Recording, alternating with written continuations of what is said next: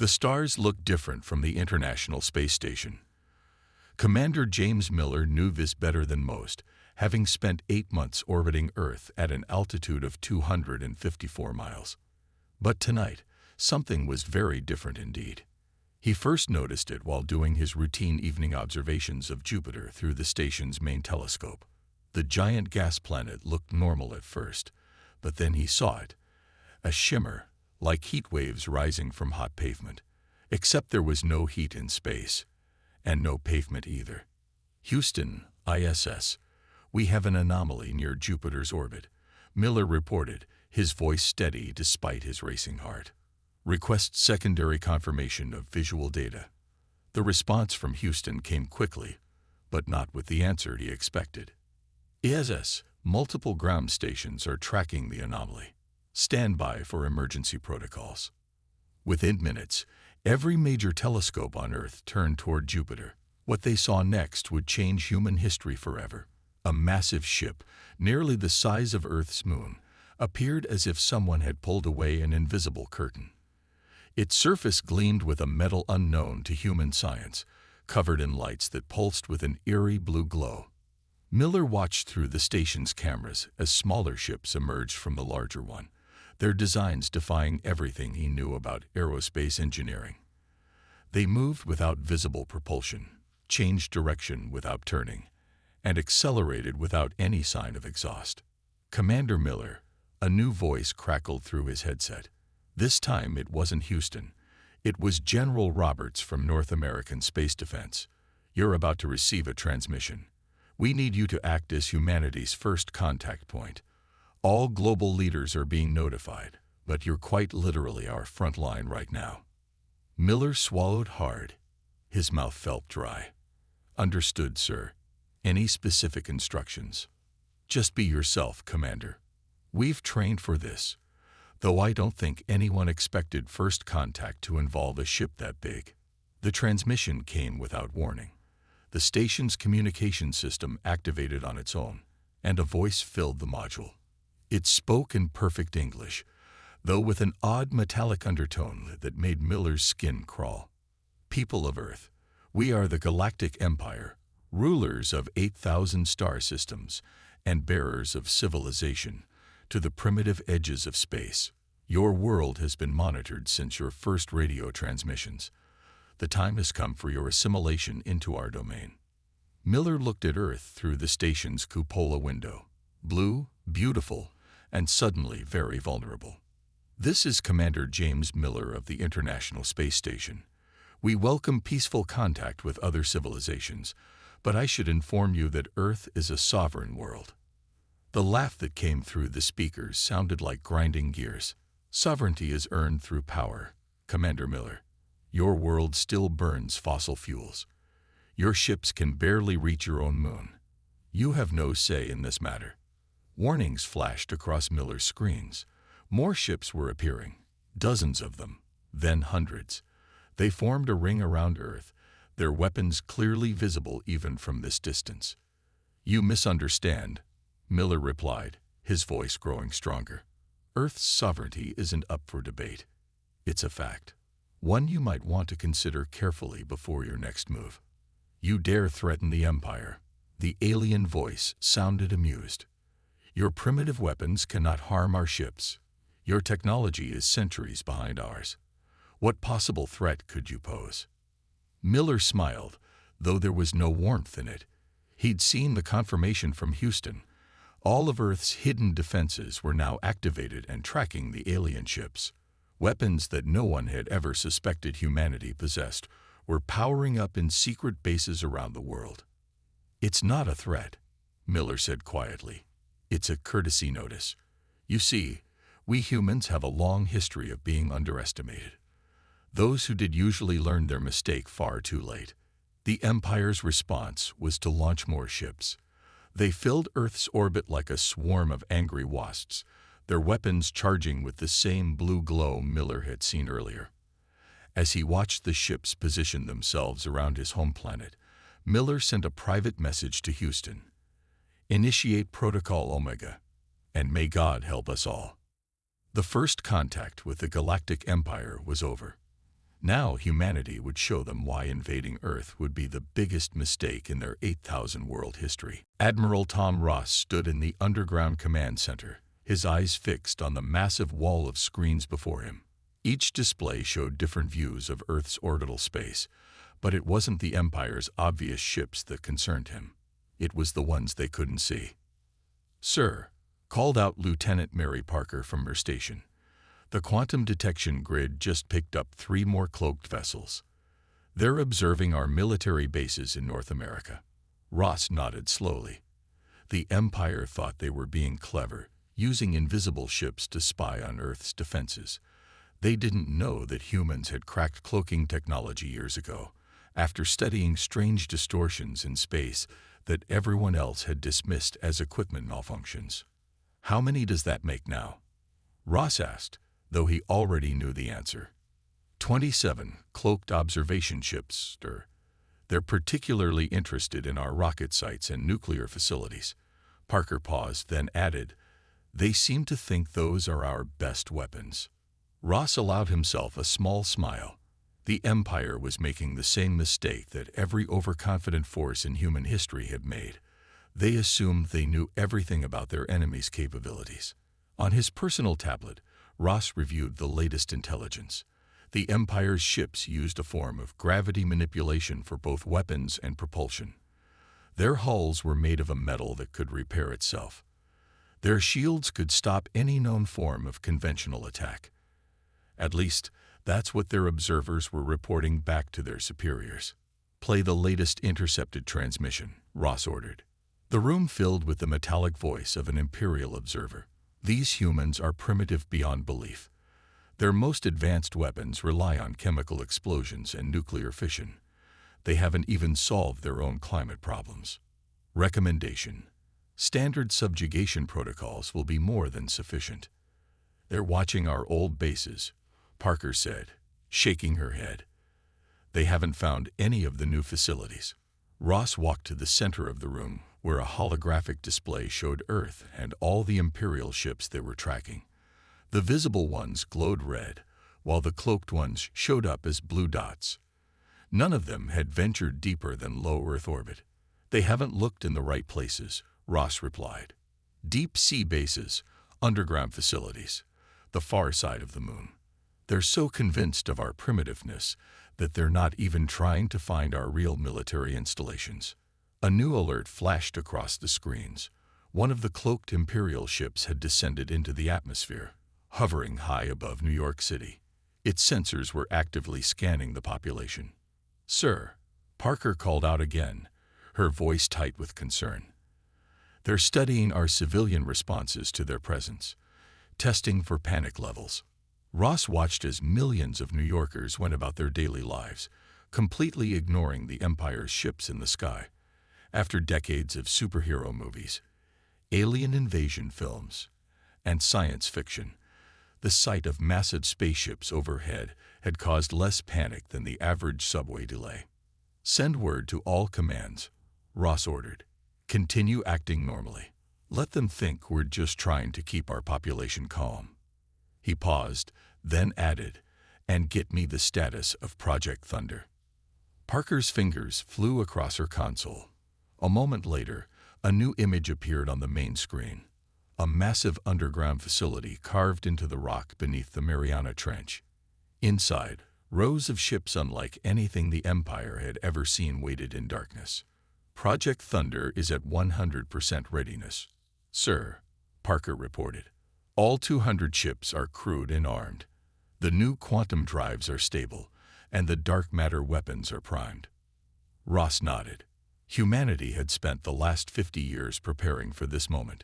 Ever since they detected the first alien signals, they had been building, planning, and developing technologies that even the Empire thought impossible.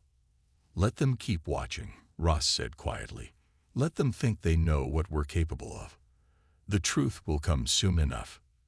In orbit, another Imperial observer filed their report.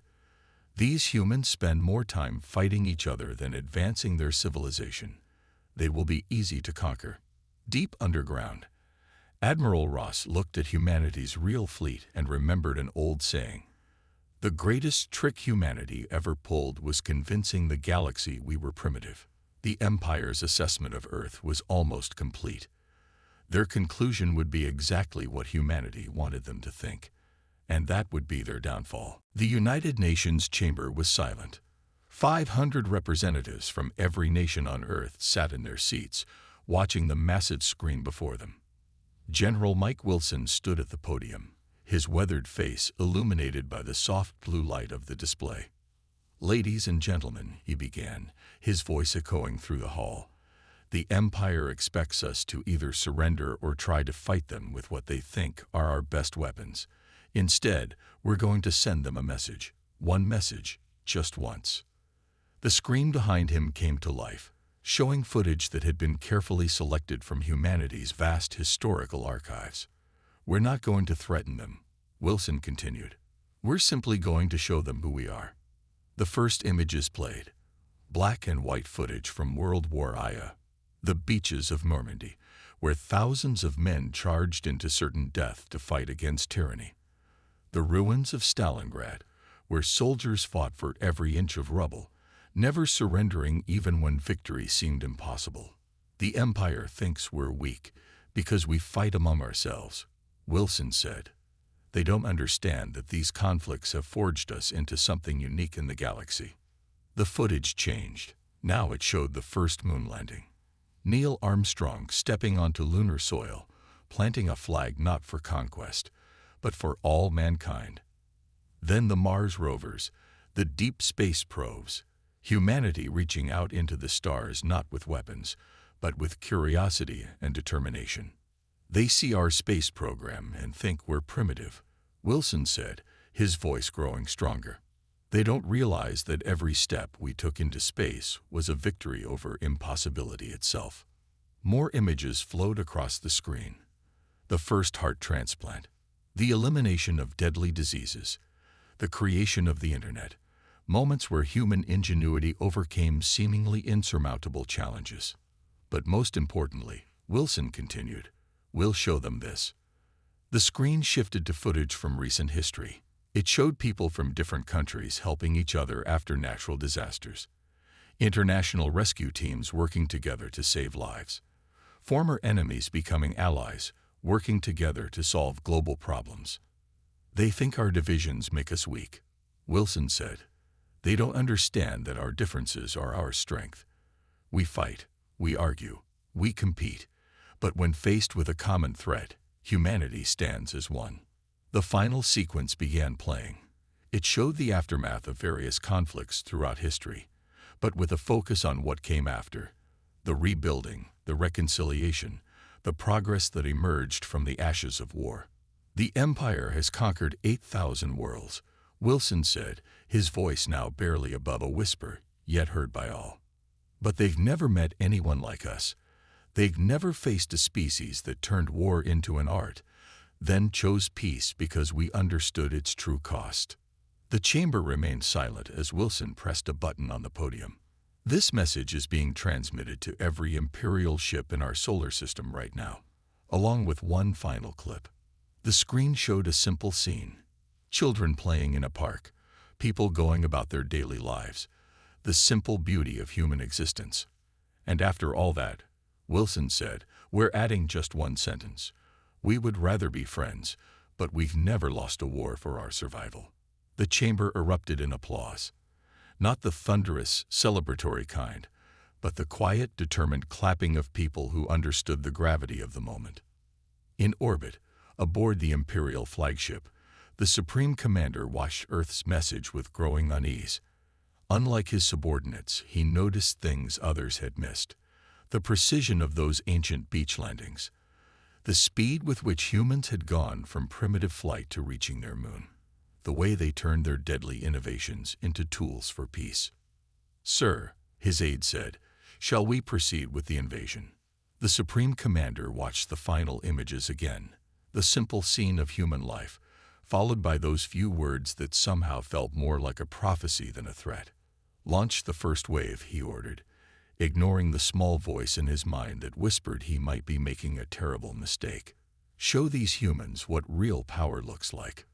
Back on Earth, Wilson looked at his silent audience. "Now we wait," he said. "They'll either understand the warning, or they'll learn its meaning the hard way." The message was sent. The choice was made. Humanity had extended one hand in peace while keeping the other ready for war. The next move belonged to the Empire. The Imperial War Council's laughter echoed through the massive command chamber of their flagship. On the main screen, Earth's warning message played for the 10th time. "They show us their primitive wars and think it will scare us." Admiral Vore of the Empire's First Fleet sneered. His metallic skin reflected the blue light of the tactical displays. "How many worlds have we conquered, Supreme Commander?" 8,342. The Supreme Commander replied, watching the footage of human battles with more concern than he showed. "None have ever resisted successfully." "Then let's proceed with standard invasion protocols," Vore said. 100 ships should be more than enough for a primitive world. On Earth, deep beneath the Pacific Ocean, Admiral Kate Thompson watched the Imperial fleet's movements on a holographic display. The massive chamber hummed with quiet energy as her crew tracked every enemy vessel. "They're deploying exactly as expected," her tactical officer, Vil Reed, reported. "Standard Imperial formation. Their arrogance is working in our favor." Thompson nodded, her eyes never leaving the display. The Empire's ships moved with total confidence, spreading out in a pattern they used to conquer thousands of worlds. They had no idea they were following a script written decades ago by Earth's military planners. 30 ships positioned over major cities, Reed continued. 40 in high orbit for bombardment. 20 for atmospheric control. 10 holding back as reserve. He paused. "Ma'am, they're treating this like a police action, not a war." Thompson allowed herself a small smile. "That's their first mistake. Status of our forces. All 30 ships in position, hidden in the blind spots we identified in their scanning technology. Ground-based weapons are charged and ready. The moon base reports all systems green." The Imperial ships continued their deployment, their commanders confident in their overwhelming superiority. They didn't notice the slight distortions in space where Earth's ships waited. They didn't detect the energy readings from weapons they believed impossible for humans to create. On the Imperial flagship, a junior officer approached the Supreme Commander. "Sir, preliminary scans show no significant defensive preparations. Their militaries are in their bases, and their primitive spacecraft remain grounded." The Supreme Commander frowned. Something felt wrong. He had conquered hundreds of worlds personally, and none had ever responded like this. Most species either panicked or launched everything they had in a desperate first strike. "My lord," Admiral Vore said, "shall I begin the standard intimidation bombardment? A few of their smaller cities destroyed usually brings quick surrender." In her underwater command center, Thompson received the warning she'd been waiting for. "Imperial weapons powering up, ma'am. They're targeting multiple cities." Thompson straightened in her chair. Decades of preparation came down to this moment. "Send the code phrase to all commands," she ordered. The phrase is "Remember Humanity." Across Earth, hidden facilities sprang to life. In deep ocean trenches, mountain bunkers, and secret lunar bases, weapons of war unlike anything the Empire had ever seen powered up. Earth's 30 ships, each carrying technology that the Empire thought impossible for primitives to create, prepared to move. "Ma'am," Reed called out, his voice tight with anticipation. "All forces report ready. Waiting for your command." Thompson took a deep breath. On her screen, she could see the Imperial ships beginning their attack run. They were so confident, so certain of their superiority. They had no idea they were flying into a trap 50 years in the making. "Send one last message to the Imperial flagship," Thompson ordered. "Keep it simple." On the Imperial bridge, a new transmission appeared. "Final warning. Retreat now." Admiral Vore laughed again. "They still think they can frighten us. Begin the bombardment." The Supreme Commander suddenly realized what had been bothering him. "Wait," he shouted. "Why aren't they afraid?" But it was too late. The order had been given. The Imperial ships moved into attack position, their weapons charged, ready to demonstrate their power to yet another primitive world. And in that moment, they made their final mistake. "All ships, execute Plan Thunder," Thompson commanded, her voice calm and steady. "Show them why you don't corner a species that turned warfare into an art form." The trap was sprung. The Empire was about to learn why humanity's warning shouldn't have been ignored. The Imperial fleet never saw the first strike coming. As their weapons powered up to begin the bombardment of Earth's cities, 30 points of space suddenly bent and twisted. Earth's ships, hidden using technology the Empire thought impossible, appeared behind the Imperial vessels. "All ships, weapons free," Admiral Thompson commanded from her underwater base. "Execute attack pattern Delta." The Empire's sensors barely had time to register the human vessels before space itself seemed to tear apart. Unlike the Empire's energy-based weapons, humanity's ships fired projectiles that moved at near light speed, powered by miniaturized quantum drives. On the Imperial flagship's bridge, alarms screamed as 5 of their ships simply disappeared, torn apart by weapons they couldn't even detect properly. "Impossible," Admiral Vore shouted, his metallic skin paling to a dull gray. "Their technology is primitive. They can't have quantum weapons."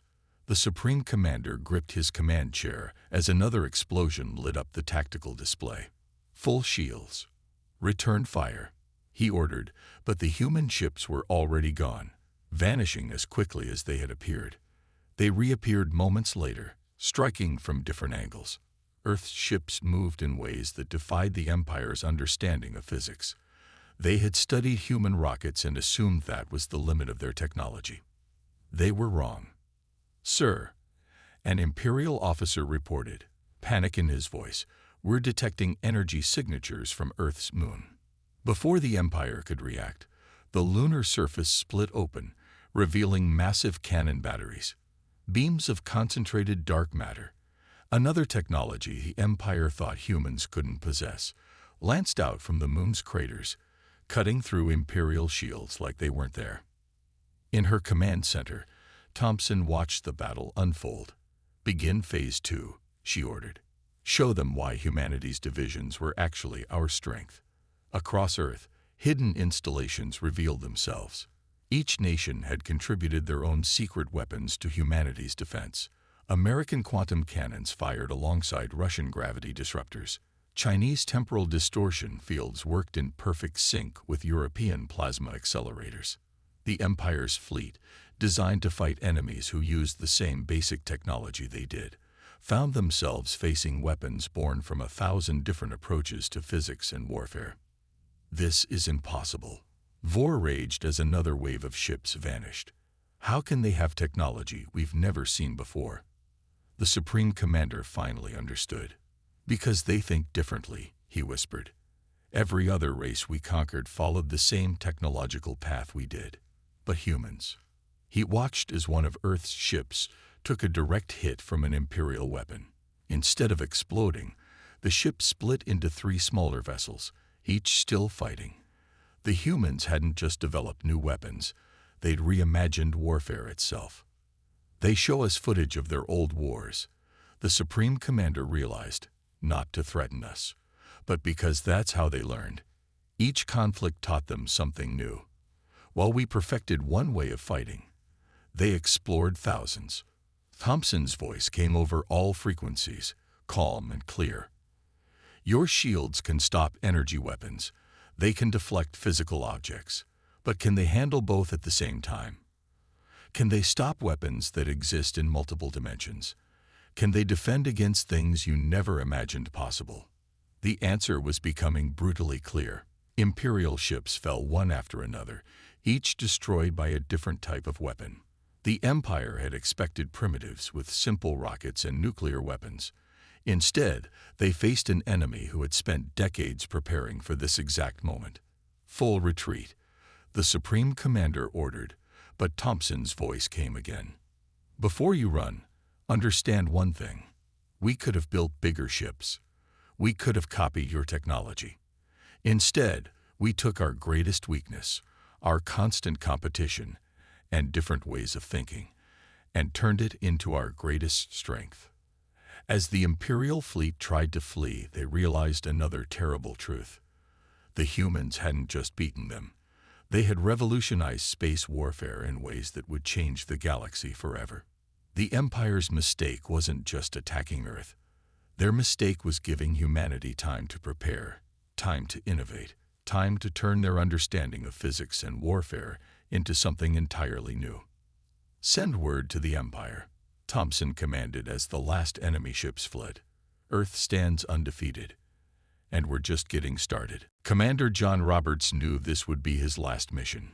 His ship, the Thunderchild, had taken heavy damage in the first wave of fighting. Now he stared at the Imperial flagship through his broken view screen, watching it launch fighters while trying to escape Earth's gravity well.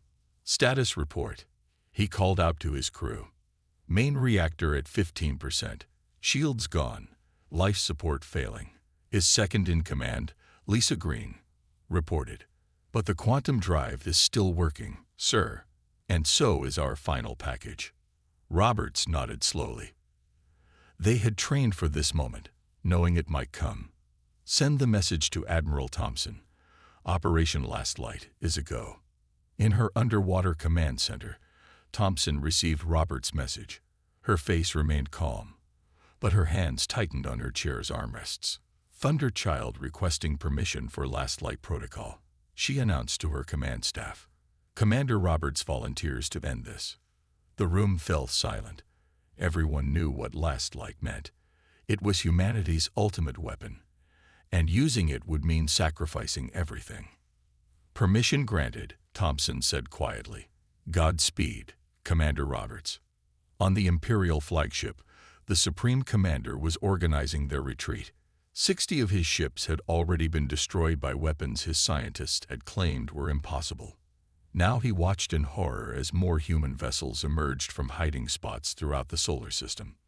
"My lord," an officer called out, "one of their damaged ships is approaching. Our weapons are ready." "Destroy it," the Supreme Commander ordered. He had lost his taste for this battle, but he wouldn't show mercy to a single human ship. The Imperial flagship's guns opened fire, their energy beams slicing through space toward the Thunderchild. But Roberts had already activated his ship's final systems. The quantum drive began to overload, drawing power from everything else, including life support. "It was an honor," Roberts said to his crew as the air grew thin. On his screen, he could see the Imperial weapons coming, but they would be too late. "What are they doing?" the Supreme Commander demanded as his sensors showed strange readings from the approaching human ship. "Why aren't they trying to evade?" The answer came in a flash of light that blinded every sensor in the system. The Thunderchild's quantum drive didn't just explode.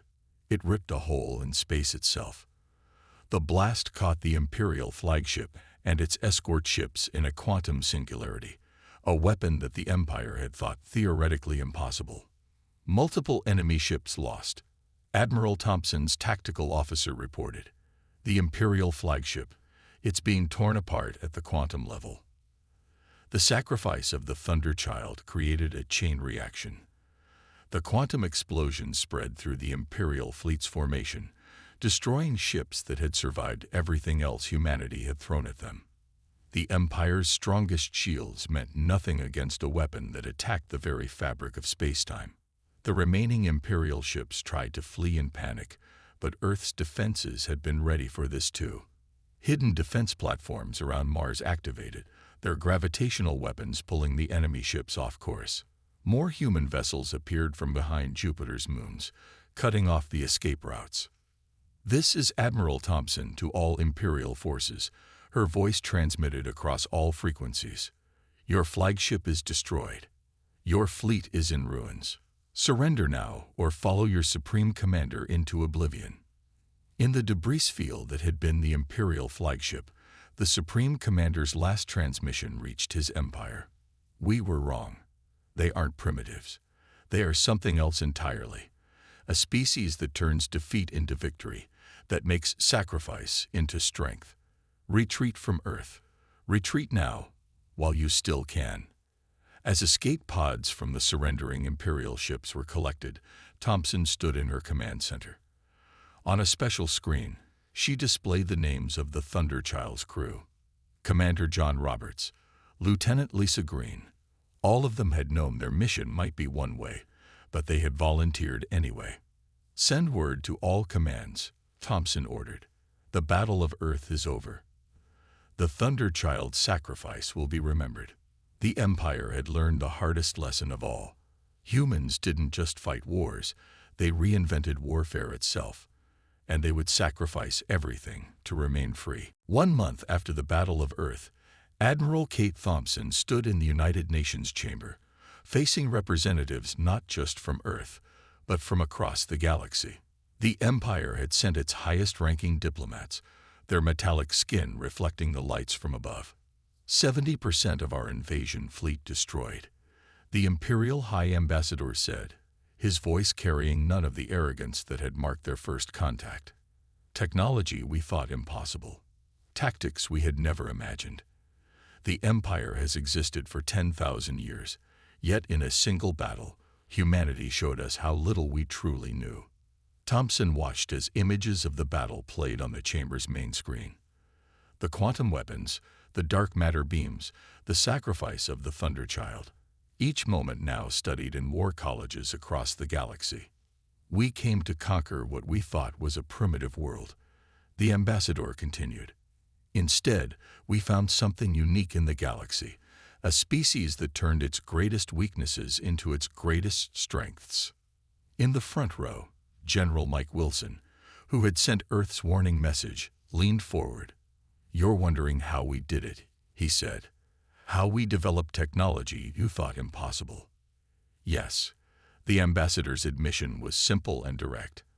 "Our scientists are still trying to understand your quantum weapons. Your gravity manipulators work on principles we never considered. How did you advance so far while appearing so primitive?" Thompson stepped to the podium. "Because we didn't follow your path," she explained. "Every other race in the galaxy developed technology in the same way, steady, logical progression. But humans? We tried everything.